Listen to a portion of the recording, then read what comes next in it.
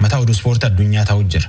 Abbaan Tiyaagoo nugusi kubbaa miilaa addunyaa horteen Arjentiinaa Liyoon Meesii Barseloonaa dhiisan deemu jedhetti biyyi fure tuttuun oduu ispoortiiti. Ansuu Faatii jedhanii yaaman. Gaaf ganni isaa jaha maatiin isaa Speen Seviileetti hin godaante. Baarsaan nam kana kubbaa miilaa barsiifachaa guddifatte.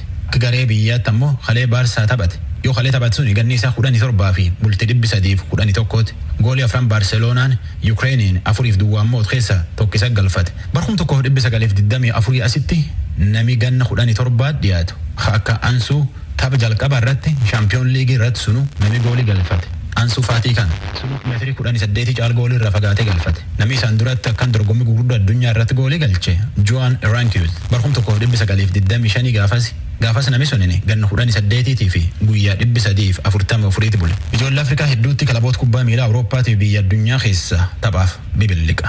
Liyoon Meesii maqaa akkaatii yaaman eeginni immoo kilabii ilkaan itti buqqifate Barseloonaa keessa ba'aa jedhee himate asitti kilaboota kubbaa miilaa addunyaa nam kana gatii hadhachuu fi hirbaachisuu jiran. Amma nam ganna 33 malumaaf marii jabduunaf malee Barseloonaan guddoon adallansiifte guddoon na nyaalchiiftellee taatullee kilabii tanaan walaadhuun fedhu. Tanmaafuu jarum waliin taphadhaa jedheetiin nama hedduu fure. Meesiin torbaan lamaan duratti kilabii isaatti deemuu fedhaa jedheetiin dubbate.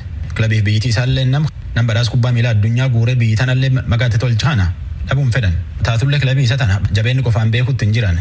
Laafinnallee qacoon daawwachuu jiran. Dorgommii Champions League jidabree irratti Bayern Munich Barcelona 8-2 mootee waan adii agarsiif. Meesiin duruu bulchoota kubbaa miilaa biyya isaatiin waliin galuu jecha dubbata. Iyyuu kilabii tan keessallee fakkeenyaaf haa kontiraatiin dhumatiin baay'illee $8 miliyoon 800 caal kaffalaa fedhan. Sun baasuuf dhibaachuun ammoo falama hedduu qabdi. Tan dhaquun fedhuu jedheedhan. Kana maleellee abbaa isaatii fi jarees gabaa itti barbaadutti gorseetiin hambiseedhan. Meesiin ganna furiin duralleetti federeeshinii kubbaa miilaa biyya isaatiin wal dhabeetiin keessa ba'uu fi jedheenyaan addunyaa goose. Barseloonaan nugus kubbaa miilaa jedhaniitiif waan akka akkaatiin faarsan kaan amdeeffachuu feete.